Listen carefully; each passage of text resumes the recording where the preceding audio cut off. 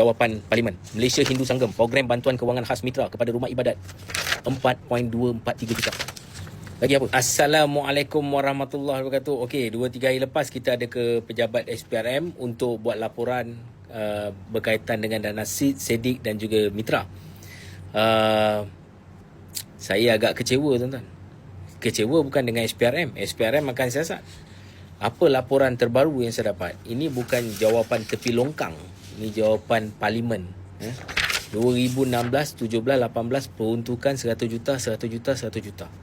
2019, 2020, 2021, 100 juta, 100 juta, 100 juta. 2016 sampai 2021 je dah 600 juta. Habis dana SIG 300 juta. Dah berapa? 900 juta. 2013, 14, 15 berapa? Katakanlah campur-campur 1 bilion sampai. Sampai. Ni jawapan Parlimen. Malaysia Hindu Sanggam, program bantuan kewangan khas mitra kepada rumah ibadat 4.243 juta. Lagi apa?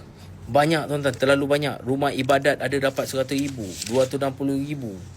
Pertubuhan penganut Dewa Seri Maha Karumariaman dapat 260,000. Lagi apa? Ni apa benda pula ni? Pertubuhan Amat Sati India Malaysia, Leader Empowerment Action Program 885,000. NGO je collect ni. Ni semua NGO je collect ni. Yang ini apa pula? Pertubuhan Pusat Pembangunan Kanak-Kanak Cemerlang, program bimbingan bagi kanak-kanak bawah program 1.14 juta.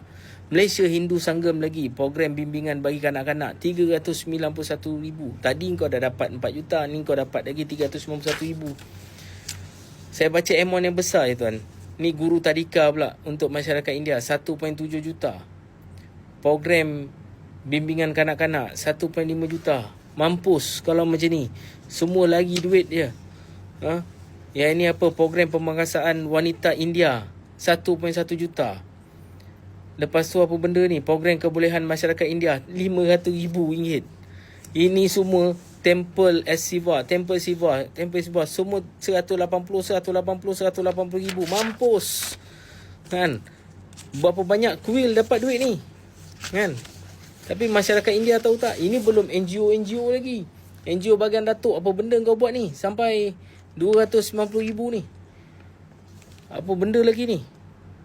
824,000. Apa benda diorang buat ni? St. John dapat 978,000 untuk pesakit dialisis India.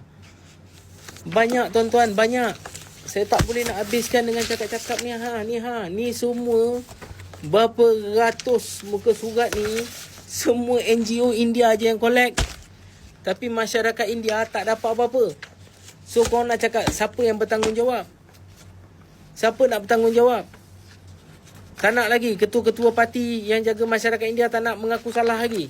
Korang tak nak bertanggungjawab lagi kepada masyarakat India. Korang fikir sendiri. Lepas ni korang nak undi siapa? Kalau ketua parti-parti macam ni tak nak bertanggungjawab yang menjaga korang, korang fikir. Aku bukan nak asut. Bukan senang untuk dapat carian ni semua. Semua NGO collect juta. Tapi korang dapat apa? Bakul makanan. Dia kata dah sampai pada 90,000 orang masyarakat India. Korang dah dapat? Ada skill yang sampai 200,000 orang. Ada korang fikir? Ada korang dapat? Fikir. Aku dah penat dah. Tapi aku akan lawan. Okey? Assalamualaikum.